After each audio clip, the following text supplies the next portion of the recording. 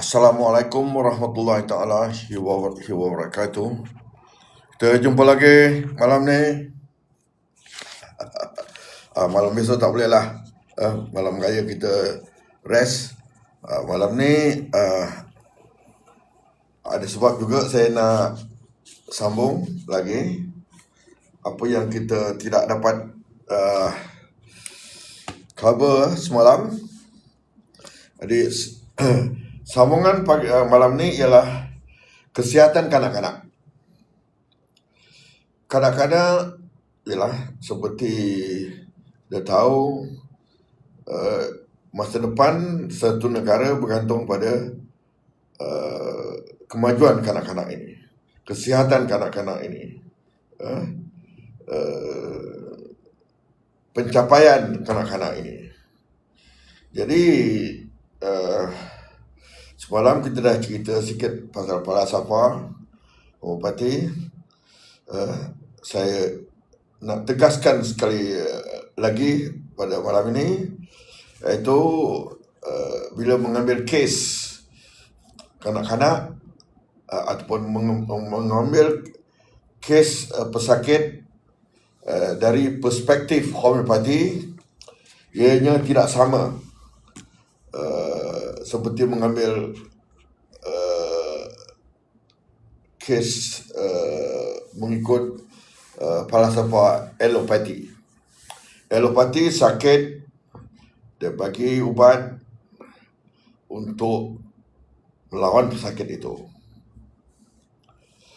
Dan sakit itu, kalau satu orang tu datang ada 3-4 sakit, 3-4 ubat lah, selalunya macam itu. Jadi homopati dia tidak begitu. Kita memberi ubat untuk membangunkan, ingat betul, kita bagi ubat untuk membangunkan sistem, ataupun lebih jelas lagi kita kata vital force pesakit yang datangnya begitu. Vital force dia, jika seseorang itu vital force-nya kuat, dia tidak mudah dapat sakit. Jadi kadang-kadang kita tengok dalam rumah itu ramai yang kena sakit. Seperti yang biasa kita, yang baru-baru ni, iaitu COVID-19. Ada orang kena, ada orang tak kena dalam satu rumah. Walaupun proximity-nya dekat, tapi tidak ada. Tidak semua dalam rumah tu sakit. Jadi yang tidak sakit itu, kalau dalam alopati dikatakan dia tak ada jangkitan lah. Itu satu benda yang susah juga saya nak terima. Kalau dah duduk satu rumah, takkanlah kuman-kuman itu, virus-virus itu tidak ada yang sebuah rumah tu ada virus tu bertaburan. Jadi kalau satu orang dah kena, dia bawa dia dalam rumah tu, dalam rumah tu ada virus lah, virus penyakit yang dibawa, yang terkena pada orang yang dalam rumah tu tadi. Tapi kenapa ada yang kena, ada yang tidak? Yang kena tu mungkin kita kata okey, yang tak kena tu dia dapat virusnya tak banyak. Yang kena banyak. Boleh juga pakai, ada logiknya, tapi sebenarnya kita tidak tahu mana yang banyak kena, mana yang banyak yang kurang kena. Kita tak nampak pun, kita tak dapat ukur pun. Yang kita tahu orang yang demam, yang kena sakit itu, kita katakanlah persepsinya yang kena sakit itu banyak kena jangkitan, yang tak kena itu kurang jangkitan. Itu persepsi aja. Sebenarnya yang kena itu dia punya vital force mengikut prinsip homopati lemah. Mengikut prinsip homopati, yang kena sakit itu, yang kena jangkitan itu, vital force-nya ada, atau kuasa hayatnya lemah. Maka itulah dia kena sakit. Yang kuat itu, vital force dia kuat, kuasa hayat dia kuat, dia tak kena sakit. Ada yang antara kena dengan tidak.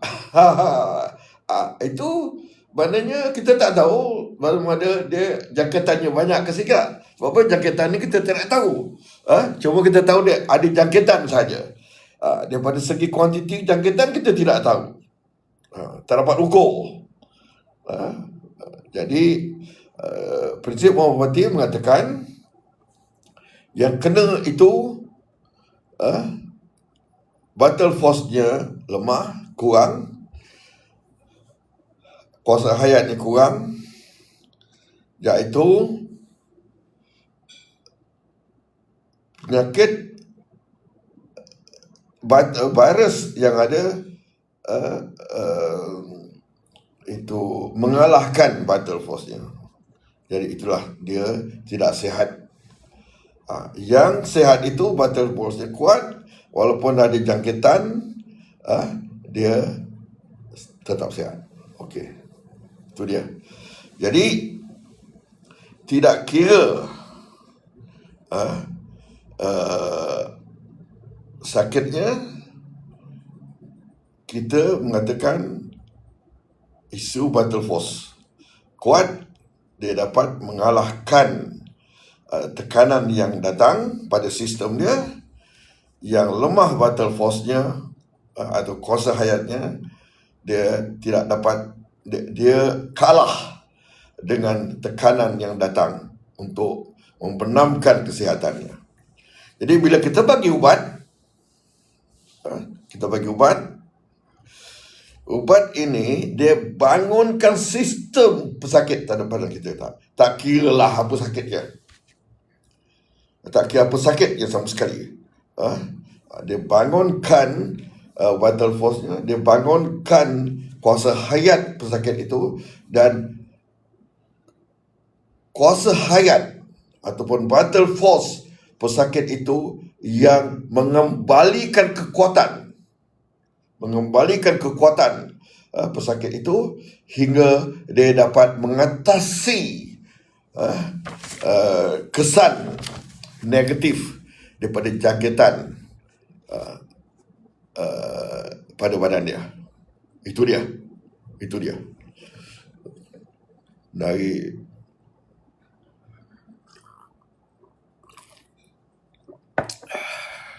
haus sikit tadi puasa. Besok lagi satu hari. Okey, itu dia ya. Belayanannya sama sekali. Jadi kita bila satu orang pesakit itu datang, itulah kita tanya dia berbagai soalan. Pertama sekali yang kena kita tanya tu ada mengikut cara-cara dia tertentu. Itu kemudian kita akan bila ambil kes, bila ada tiba bahagian ambil kes, teorinya itu kita akan bincang kemudian. Tapi macam semalam saya dah cakap, gejala yang paling penting ialah gejala mentalnya. Sekira apa juga sakit, tapi bahagian mentalnya menyerlah. Ubat yang kita perlu pertimbangkan ialah yang berkaitan dengan simptom mental dia tu. Tak kiralah dia sakit apa. Kanser ke kalau paling teruk. Tapi ada kanser dia senyap aja. Ada kanser mungkin dia mengerang aja.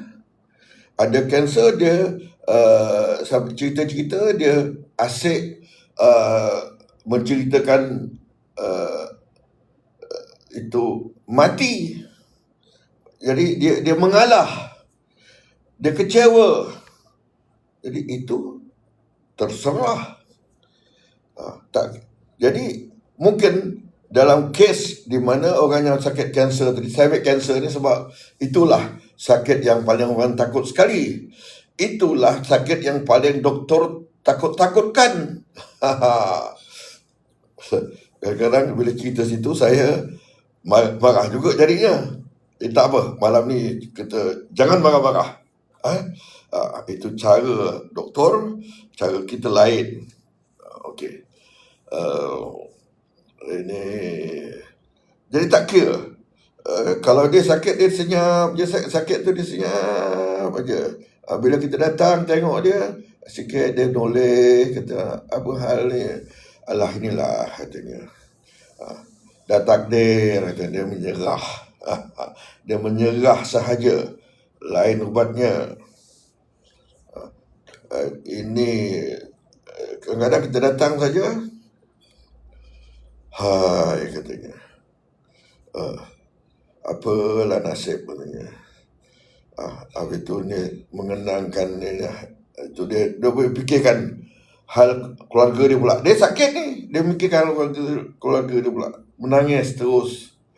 Lain ubatnya. Walaupun pada zahirnya kita tengok kanser. Sama kanser payudara lah, kita ambil contoh.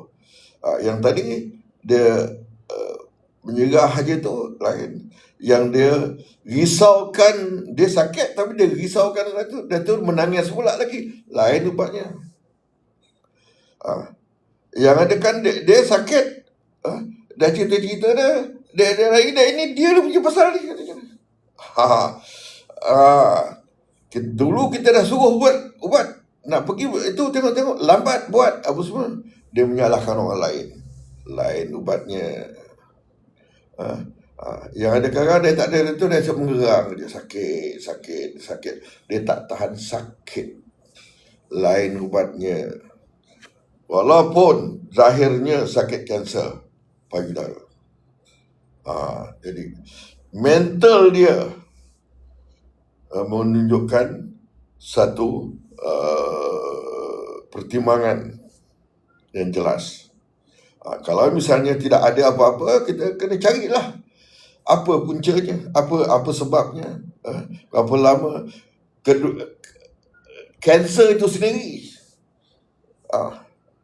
Kalau kita datang tengok, masuk je pintu dia punya baunya, hai, tak boleh tahan. Mungkin lain ubatnya. Masuk saja, bau dia macam mana rasanya? Bau hanyir, bau macam ikan naik daripada laut tu baunya. Bau nanah, itu lain. Kadang dia kering aja, kadang dia basah meleleh, lain. Jadi itu dia. Itu yang menjadikan rawatan menggunakan homeopati boleh cukup berkesan, tapi mesti kita teliti mengambil kes itu. Itu menjadikannya agak lebih berat sikit. Okey. Itu ambil kes itulah. Jadi budak-budak ni tadi. Budak-budak ni lagi satu masalah pula. Ada yang dia tak tahu bercakap. Ada yang dia terlupa apa yang terjadi. Dan kita nak harapkan information daripada dia, tak dapat. Macam sakit. Macam dia baru nak tahu bercakap. Sakit tu kita nak kata bisa pun. Budak tak tahu apa tu bisa. Mencocok-cocok. Mungkin dia tahu sikit. Macam kena dihiris. Itu kepala tu sakit macam mana? Berdenyut-denyut ke, menikat, mencocok-cocok ke? Dia bergerak di satu tempat ke? Rasanya panas ke, sejuk ke? Budak-budak mana tahu sangat. Nak tanyakan pada penjaga, penjaga pun tak boleh bagi maklumat. Budak-budak ada susah sikit nak mendapatkan itu. Tapi satu perkara yang baik yang kita boleh harapkan ialah budak-budak ni dia cepat. Kadang-kadang ubat itu tidak termesti tepat. Dia kena CP pun dia dah boleh menangkap. Itu dia. Ada, bukan ubat homeopati ni macam kita tembak mesti bull, tidak. Kalau dapat bull bagus. Tapi bull ini untuk orang yang dah tua, orang sakit teruk apa semua, itu kita nak bull. Sebab apa CP tak jalan. Budak kecil, orang yang masih sihat lagi, dah sakit, dia punya itu apa tu, sensitivity badan dia masih kuat lagi. Ubat yang CP pun boleh menolong. Itu pengalaman yang saya dapat. Dulu saya pun terfikir juga mesti tepat bull. Mesti bull. Susah nak dapat bull. Jadi susahlah kita nak itu. Tapi pengalaman saya, untuk orang yang sakit senang. Orang yang sihat sakit. Misalnya antaranya orang kena aksiden. Orang kena aksiden ada orang kena aksiden sihat. Dia kena aksiden, dia tu cepat. Bila kita nak pergi detail, baru memerlukan memerlukan ketepatan. Tapi pada masa tu kita dah faham dia. Kita dah faham. Itu sebab pesakit ni kita bercakap dengan dia, tengokkan dia punya auranya apa. Jadi kita dapat faham pesakit ini. Ini tidak perlu dalam alopati. Kau marah dengan doktor, kau hamun doktor bagi drug. Drug itu selesaikan semua. Baik-baik ke tak baik, drug itu dia menguasai deria kita. Homeopati tidak. Untuk mendapatkan ketepatan itu mesti ada keserasian, bukan sahaja ubat dengan pesakit, tapi antara doktor homeopati itu dengan pesakit. Mesti ada keserasian. Kalau masuk-masuk aja kita tak suka tengok muka pesakit itu, ataupun pesakit selalu dia terpaksa datang. Orang suruh dia datang ke, dia terpaksa cari itu, terpaksalah dia datang. Dia tak kira doktor ni macam mana, dia terpaksa masuk. Tapi pasal doktor pada pesakit, saya pernah hari jumpa. Kadang-kadang dia masuk aja pun kita dah tak berkenan tengok dia lah. Tidak berkenan tengok dia tu sudah menyimpangkan kita punya fokus. Dan nak dapatkan itu ketepatan remedi yang kita tolong, yang kita nak hendakkan, mungkin sulit sikit. Haus ni. Jadi budak itu dia masalah dia. Tinggal lagi saya kata tadi tu, budak dia cepat menangkap ubat. CP pun dia boleh kata. Jadi itu satu. Dan lagi satu, budak juga. Selalunya budak dia jatuh ke, dia dengar petir ke, dia terperanjat, dia dengar benda, dia terperanjat. Tak kira apa yang buatkan dia terperanjat. Kadang-kadang bila budak-budak terperanjat, dia menangis. Terutama kalau dia bayi lagi, dia menangis. Hilang menangis tu, kita fikir dah selesai. Situ kesilapan besar tu. Budak-budak terperanjat, kadang-kadang dia menangis, lepas tu bila mak dia tiba, dia dah hilang dia pergi tangisnya tu. Jadi kalau kita tengok, kita kena buat assessment. Sama ada yang dia menangis tadi tu, berapa terkesan dia kepada yang dia terperanjat tu. Kalau kita rasakan jeritan yang tadi lain macam bunyinya, cepat-cepat carikan Econite. Budak terperanjat, salah satu ubatnya ialah Econite. Tak kira Econite 3 ke 6 ke 30 ke, bagikan Econite saja. Dia boleh menyelesaikan masalah terperanjat. Itu yang kalau misalnya anak-anak ni diletakkan di rumah penjaga ramai-ramai, jadi kadang-kadang dia jatuh pun dia terperanjat lah. Tapi bila katakan penjaga tu tiba pada dia dah senyap. Tambah-tambah kalau misalnya tengok kepala tu bengkak sikit, ada benjol sikit, dia penjaga duduk picit-picit, bila mak dia dah ambil, petang dah hilang. Budak pun dah tak menangis. Tapi kepala terhentam, terperanjat, ada dua tu. Kepala terhentam, dia terperanjat, kepala terhentam mula-mula. Bila kepala terhentam, dia punya otak telah bergegar. Itu satu. Itu ada akibatnya. Short term and long term. Long term bukan 1-2 hari. 1-2 tahun mungkin. Lebih pun mau. Tengok keadaan budak itu nanti. Lagi satu, terperanjat. Terperanjat definitely ada long term dia. Jadi budak-budak yang macam tu. Tapi kalau misalnya penjaga itu jenis yang boleh kita harapkan, maknanya dia jujur, kata budak ni jatuh tadi, saya tengah buat kerja lain, menguruskan budak lain, dia jatuh. Jadi sementara saya tinggalkan nak selesaikan budak yang saya jaga ni tadi, saya pergi dengan dia dah diam. Tengok ada benjol kepala sikit, saya dah picit-picitkan, tuam-tuam dah hilang. Jadi yang penjaga ni dah selesai lah. Mak dia pun tengok anak ni, benjol pun dah tak ada. Anak dia baik, apa itu, bila dia agak-agak dia suka, baik, nampak baik apa semua, tak ada lah. Tapi dia terlupa. Kalau misalnya kita perhati dia betul-betul, 2-3 hari lepas tu kita tengok macam mana. Jadi budak terjatuh, tambah-tambah kalau terhentak kepalanya, dia terperanjat dan otak bergoncang. Tu kena jaga. Long term kena jaga tu. Tu kadang-kadang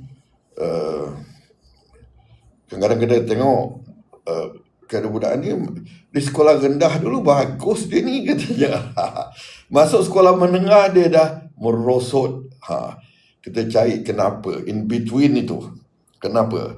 Ataupun malu budak-budak ni masa belum sekolah main bagus, sekolah tadika bagus, masuk sekolah ni makin mengudum dia. Kena study lah budak tu. Ada tidak dia terperanjat. Kadang-kadang ada perasaan dia. Dia tidak terperanjat tapi perasaannya terjejas. Jadi bila perasaan terjejas, tumpuannya lagi.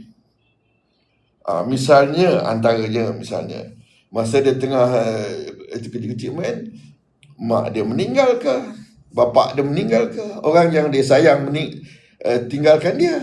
Jadi ini semua menjejas. Jadi kita kena cari itu sebab tu. Jangan kata terima, budak ni memang bodoh.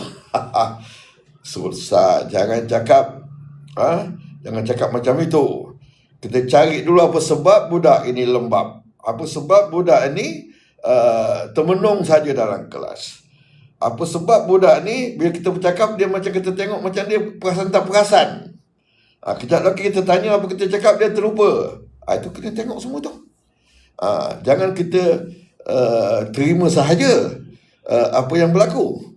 Jadi tapi pada masa sekarang ni, yang patut menjaga buat benda tu mak dia, mak dengan bapa. Jadi kita tahulah sekarang ni punya keadaan ekonomi macam mana, kerjaya ibu bapa macam mana. Kadang-kadang mak bapa buat busy. Mak dia ada sibuk dengan make up je dia. Macam-macam benda berlaku. Jadi sebenarnya luangkan masa sikit pada anak-anak ni. Ini observation saya. Luangkan masa sikit, tengok apa perbezaan dia. Misalnya balik sekolah tu ada perbezaannya. Sebentar. Kalau ada nak itu fikir itu tu, sebentar saya keluar kejap.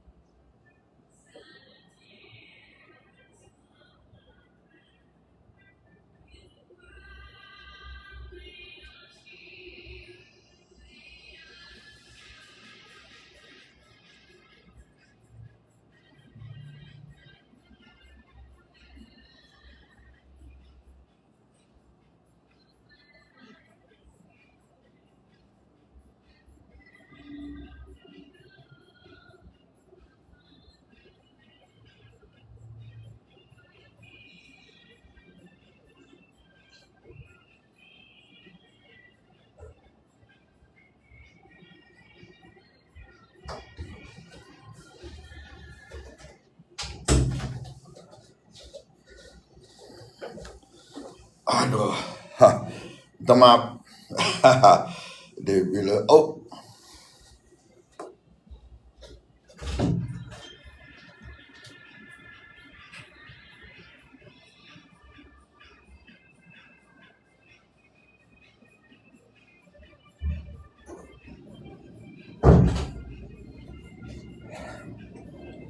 okey. Ini saya nak itu terperanjat ni. Sebab saya mula-mula dulu, saya macam kebanyakan orang jugalah. Kita baru-baru praktis homeopati. Orang kata terperanjat, kita kata terperanjat. Rupanya terperanjat ni ada kelas-kelas dia juga. Ada budak-budak kalau terperanjat, misalnya dia jatuh, dia terperanjat, dia jatuh, dia menangis, terperanjat. Kadang-kadang dia kena sergah, terperanjat.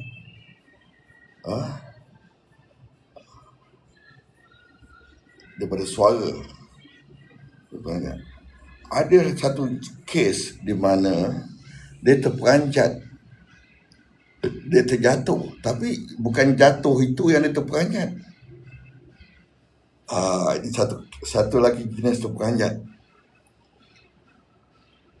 Anggota dia terperanjat. Misalnya dia jalan sedap, jalan cerita, dia tak perasan tempat yang jalan dia ni ada lubang. Kaki dia terperosok masuk. Sebelah kaki dia terperosok masuk. Jadi kaki sakit. Memanglah terperosok masuk tu sakit lah. Itu boleh selesaikan anika boleh, rustop boleh, dah kena ugut dan sebagainya, hilanglah sakit. Ada lagi satu yang terperanjat. Ini dia. Ini tak ada dalam buku. Dia jalan begitu tu, tiba-tiba tak tu. Organ-organ dalam badan dia tergenyak. Terperanjat. Tergenyak. Dia dah biasa jalan tu. Bum, katanya. Jadi kalau misalnya kita tahu nak jatuh, kita kontrol. Jadi otot-otot dalam, luar dan dalam badan kita dapat mengawal anggota kita daripada terperanjat, daripada tersentak. Ini tersentak lah tu. Jadi bila kita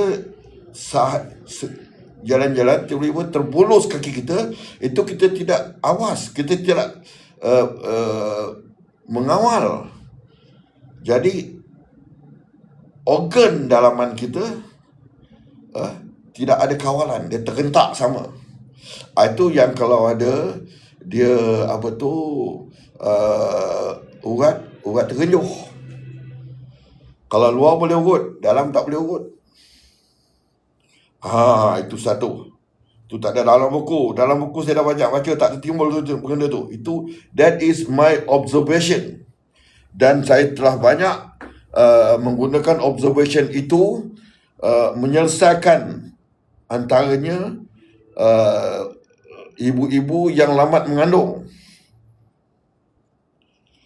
dan orang lelaki yang rosak kejantanannya, terkejuh. Itu tak boleh urut. Kan kita tak tahu pun nak urut macam mana. Dia tak terasa sakit, dia terkejuh. Dia boleh menjejaskan kedudukan kesihatan kita. Jadi itu kena kaji. Yang itulah doktor yang merawat itu kena bijak. Dia susul balik kenapa satu benda tu jadi. Jadi itu yang mengambil masa. Bukan 15 minit, setengah jam, 40 minit. Saya ambil kes ada yang 1 jam lebih. Kita tak puas hati, kita tak dapat lagi, tapi kita rasa ada benda. Dah lama-lama baru dia teringat.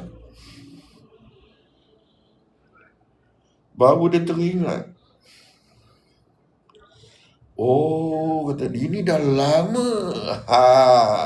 Dah lama. Itu dia pun dah terlupa. Tapi itulah kesannya. Peranjat. Jangan main-main. Itu physical dia.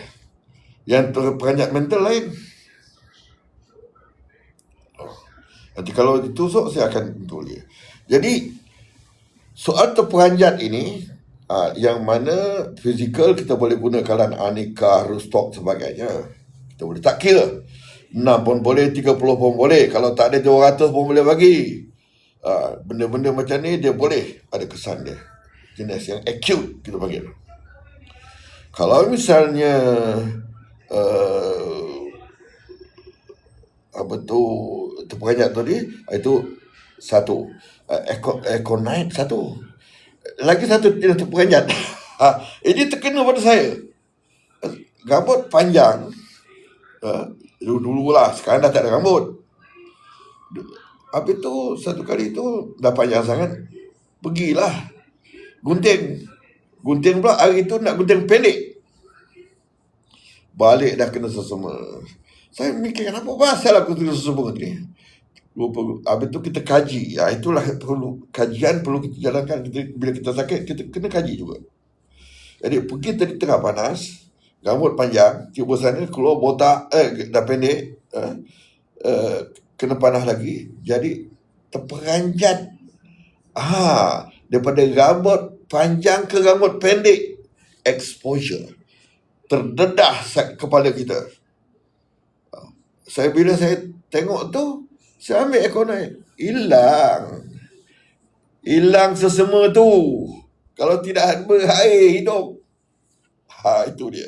Magic betul. Satu dos sahaja. Itu dia. Itu homeopati. Jadi homeopati ni memang kita banyak mengkaji. Tidak boleh, ini orang ni kena macam ni, ini ubatnya. Tak ada. Ini bukan alopati. Sakit kepala, ini ubatnya. Asma, ini ubatnya. Tidak. Homeopati tidak begitu. Asma, orang ni datang tadi, terbongkok sampai menangis sekali apa semua. Dia tanya bercakap pun tak mau. Bercungap-cungap. Satu jenis ubat. Satu lagi tadi, dia asma juga. Tapi kita tengok dia ligat situ berjalan. Bercakap pun kuat, tapi asma juga. Lain ubatnya. Jadi dia ada kaitan dengan karakter. Itu. Jadi itu saya tak boleh bagi ubatnya, cakapkan ubatnya. Sebab apa? Banyak faktor kena tengok. Yang tadi saya kata gunting rambut tadi, Econite itu pendek saja. Jadi yang tadi, yang dia jalan-jalan kaki dia termasuk dalam lubang tadi itu boleh pakai Econite. Kalau pergi doktor, bila dia dah terenjuh, kita tak tahu dalam badan dia apa terenjuh. Mungkin yang terenjuh tu dia punya pankreas dia. Di situ ada kes yang saya dapat ni. Dekat situ terenjuh, jadi dia saluran itu tertarik panjang. Jadi saluran itu dah mengecil. Jadi insulin kurang turun lah. Jadi dikatakan dia kurang insulin, jadi diabetik. Memang dia, kalau kita ukur memang betul diabetik dia kurang. Dia punya insulin kurang, itu dia kena diabetik. Jadi bagi dia insulin, bagi dia metformin apa semua. Jadi dia datang pada saya tanya nikah perkara pos boleh selesai. Dia tarik balik badan dalam tu, dia tarik balik yang muzzle, yang saluran dah mengecil tu, kita dia betulkan, dia sendiri akan betulkan balik. Ada ubat dia, kita bagi dia balik, kuat balik, dia balik ke asal, ke saiz yang semula jadi, keluar insulin betul. Apa cerita dia? Itu dia. Banyak. Ini yang banyak dalam apa tu hospital kita bagi, doktor kata tak ada sakit. Memanglah dia pakai alat itu, tengok tak ada benda putus. Tak ada benda bersimpul. Baiklah semua. Dia tak ada sakit. Betul. Tapi dalam keadaan kita nak sakit senang je, sikit aja bezanya dah sakit.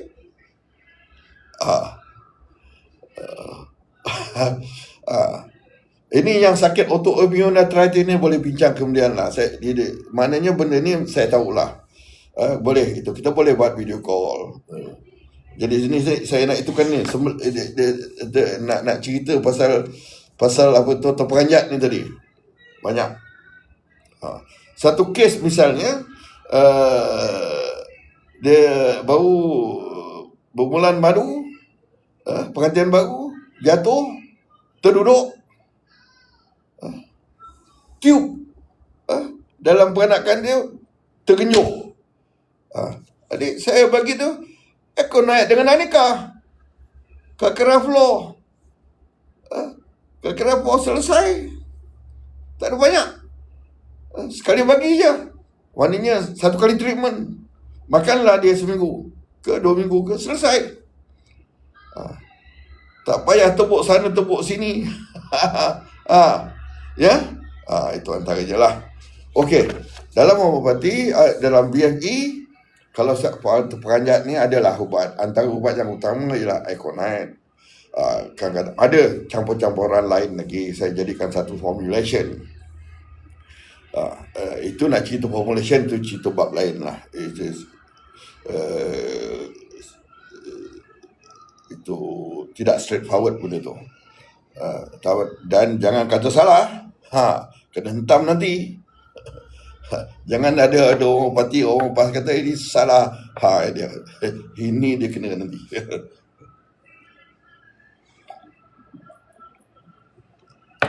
Ini panas sikit tadi.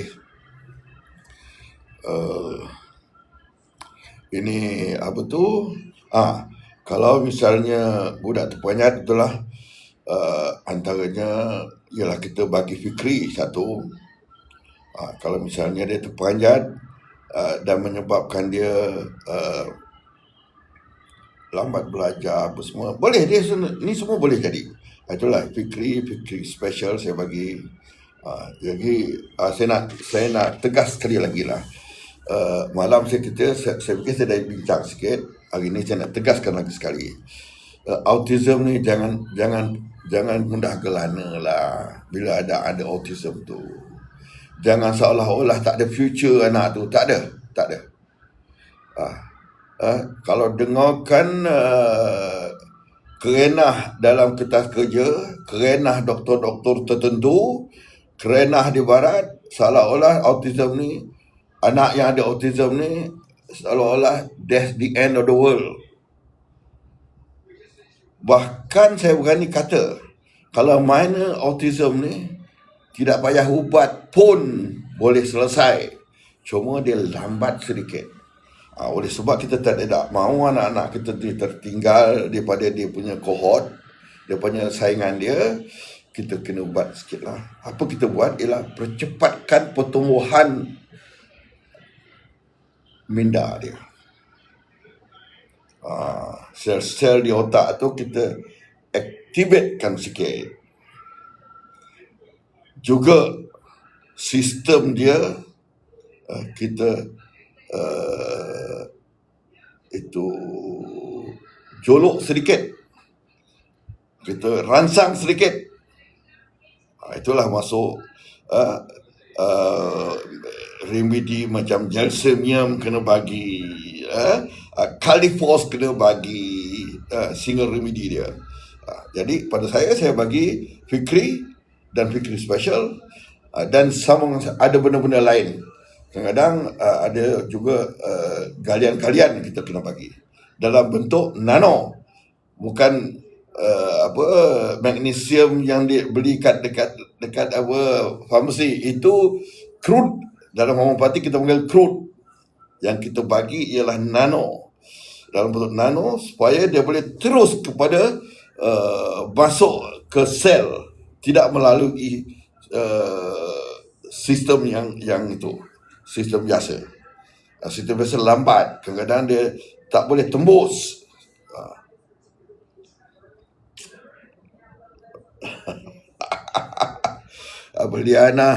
Liana, terima kasih share live Prof.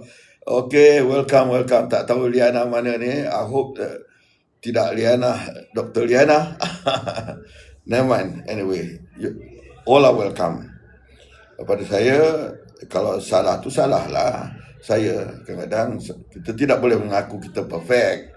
Ada benda fakta pun kita agak salah, ataupun kadang orang tidak biasa dengan fakta tu, dia rasa salah, macam-macam. Jadi kalau kita salah, kita akuilah kita salah. Persepsi kita, itu sebab saya kata pandangan saya. Saya pandangan tu mungkin salah, tapi itu pandangan saya. Fikirkan tidak bermakna saya betul all the time. Ni apa tu? Dewasa ambil fikir. Orang dewasa boleh, selalunya saya bagi fikir biasa dulu. Kita tidak mau gobok apa. Bagi fikir biasa dulu, kita tengok sebotol macam mana. Kadang-kadang dah selesai. Kalau fikir biasa dah selesai, kenapa nak bagi fikir spesial? Jadi itu dia.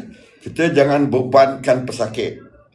Kita ambil jalan yang paling mudah, singkat dulu. Jangan ini tengok-tengok ini ada lubang dalam jantung, dah jantung berlubang. Yang kawan ni dah hidup lah, dah berbelas tahun jantung berlubang ni, apa hal ni? Dia bukan jantung berlubang pada pandangan saya lah.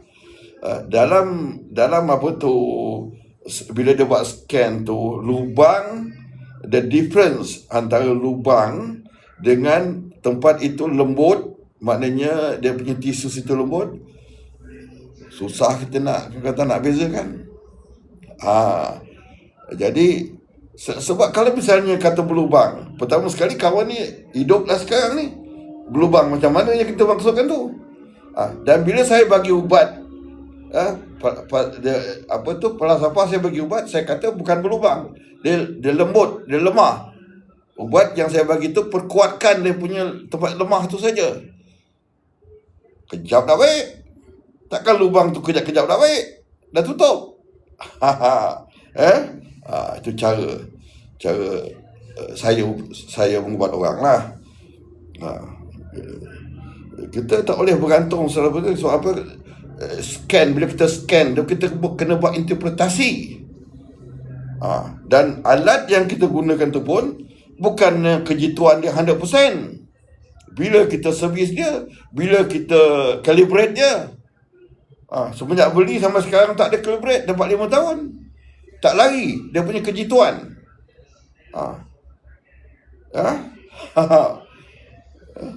Masa mengajar tu, saya mengajar itu instrumentation. Masuklah perkara-perkara macam tu. Servis alat-alat, calibrate alat-alat. Okey. Haus. Sekarang saya boleh itu kepada soalan pula. Dah habis tadi tu. Kalau ada soalan saya boleh itu. Itu tak juga gigi. Kalau gigi dia besar-besar, budak tu lambat berjalan, selalunya ada kaitan dia. Lambat berjalan, kita tengok gigi pun kadang lambat.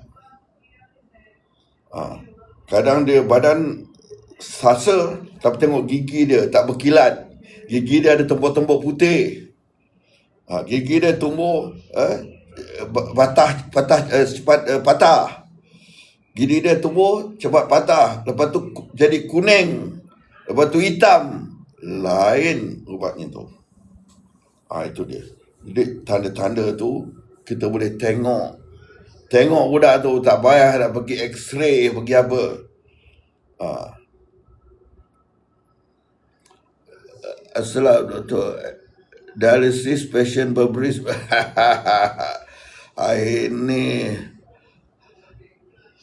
Ini boleh telefon lah nanti. Ini sini ni saya tak inilah nak selesaikan kes tak boleh. Sebab apa, kadang-kadang banyak kita kena tanya, tak ada straight forward je. Bila kita tanya, kadang-kadang ada soalan-soalan yang Tak bagus orang lain tahu pun, dengar pun.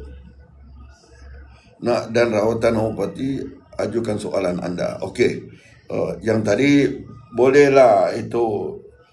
Tapi kes-kes yang itu tu peribadi sikit tu, saya fikir telefon baik-baik. Lebih baik. Saya tak mau bincang kadang kita kena soal. Kadang-kadang soalan tu boleh membawa macam-macam syak wasangka lah. Okey.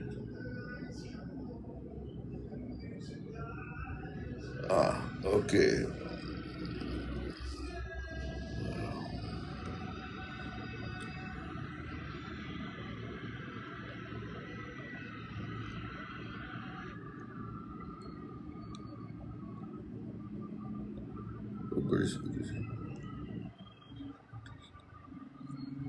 Dia banyak. Dia tidak itu. Yang saya bagi ni itu yang kerap kali berberis dengan epis tu yang popular lah. Tapi yang popular ni tidak bermakna satu orang tu setiap orang boleh pakai. Ada yang tidak perlu berberis. Kita tengok keadaannya. Itu sebab kadang-kadang saya tak mau bagi itu. Takut persepsi orang salah. Memang banyak penyakit. Kalau kita tengok soal sakit apa tu,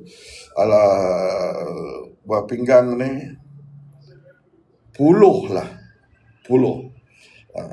Pada satu orang ada yang dia punya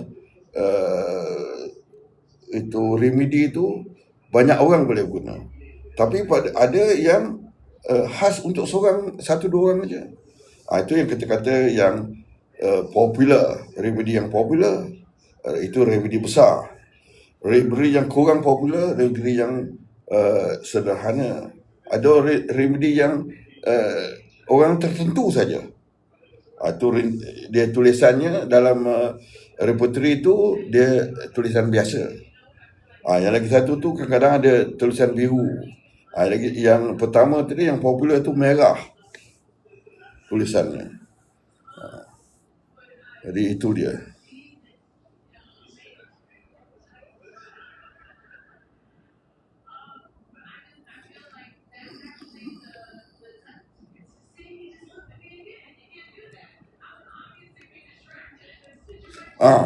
Satu lagi. Saya sekarang ni saya rasa apa tu election pun dah tak lama lagi. Kadang-kadang ada baik juga dia kacau dalam politik ni. Kalau dia terlalu kuat cakap kita, dia tak dengar. Bila dia huru-hara tu, dia nakkan sokongan kita, dia dengarlah sikit. Lepas dia menang, dia ikut janji dia ke tidak, itu satu hal lain lagi. Jadi orang politik ni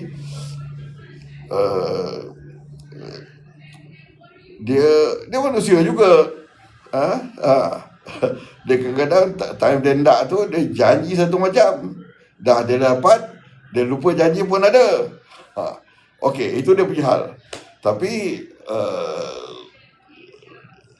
saya ingin ingatkanlah, homeopati ni,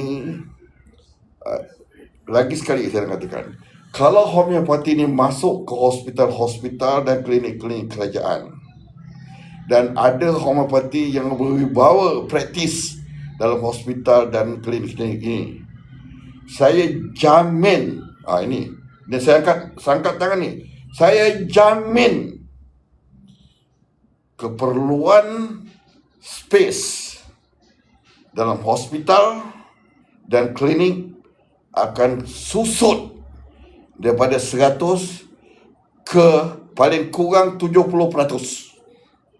Saya janji. Jadi saya janji ni,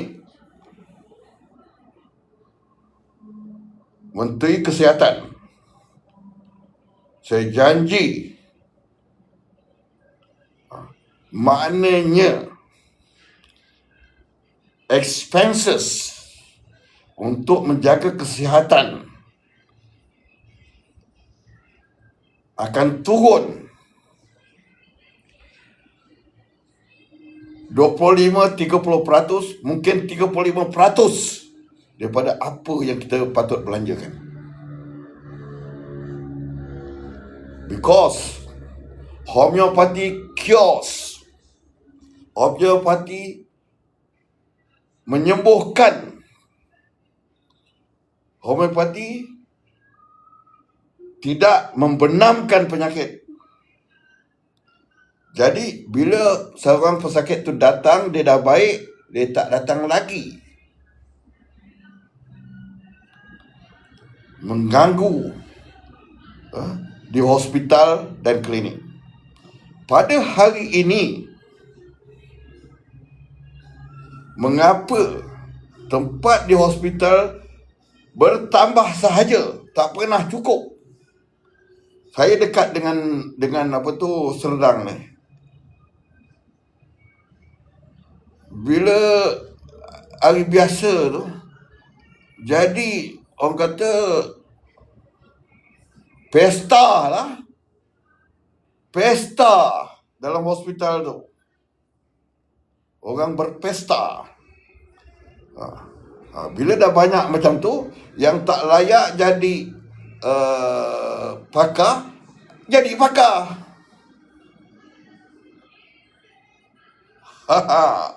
Ini saya cakap terang-terang ni. I hope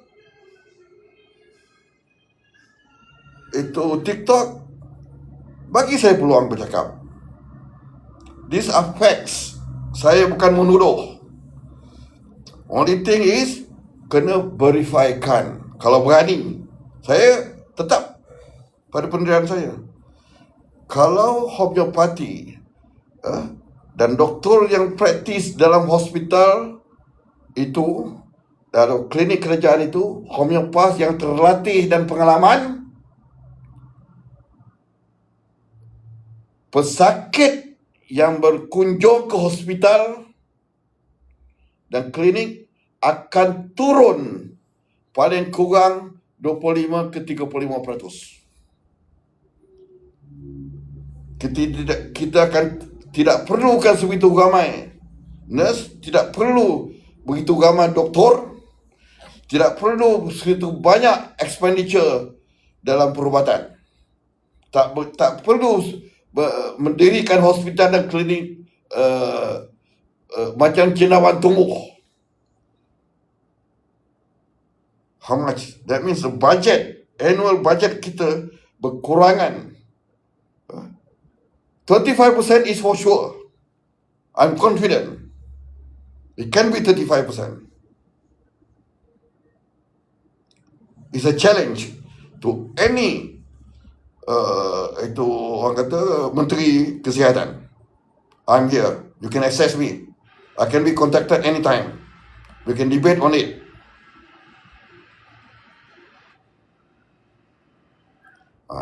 Jadi masalahnya, kita akui, kerajaan akui, Alhamdulillah, dia dah akui, dia terima homeopati ni.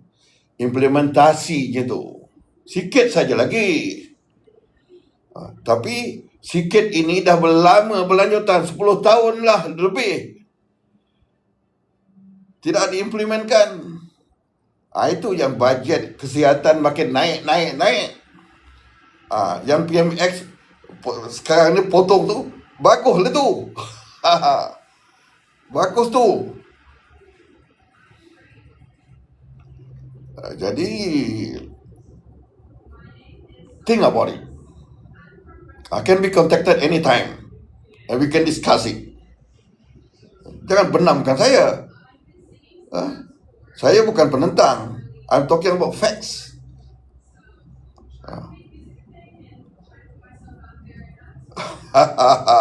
Okey lah. Banyak rakan tak mau juga I go out of context.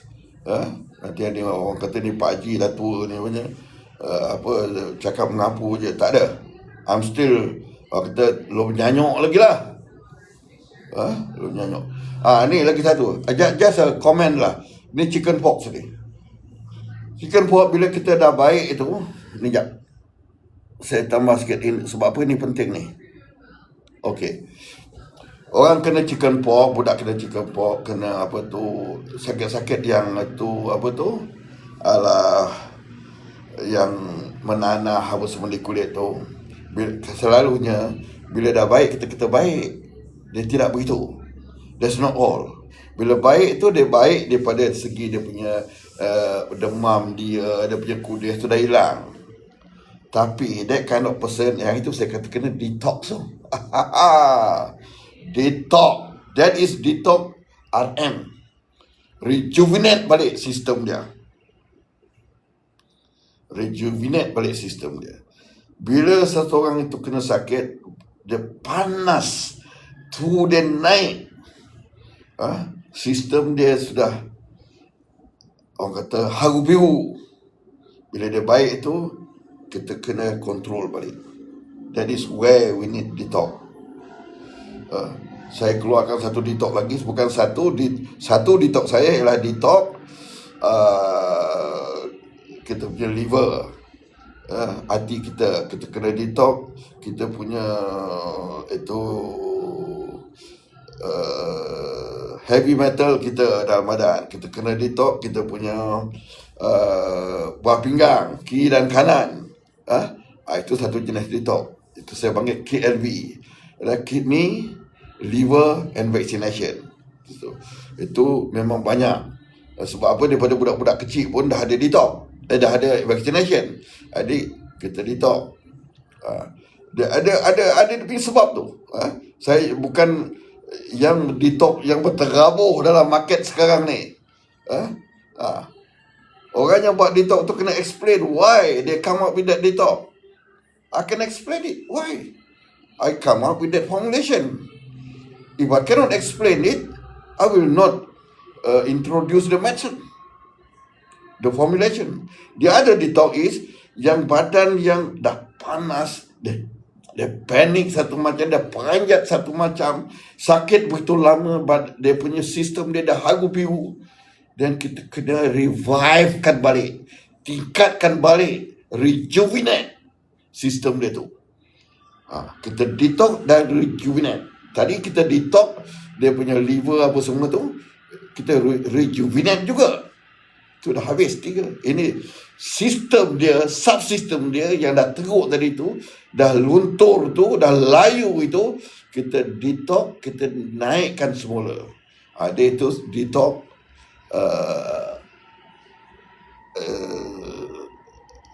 RM tak silap, RS, rejuvenate system.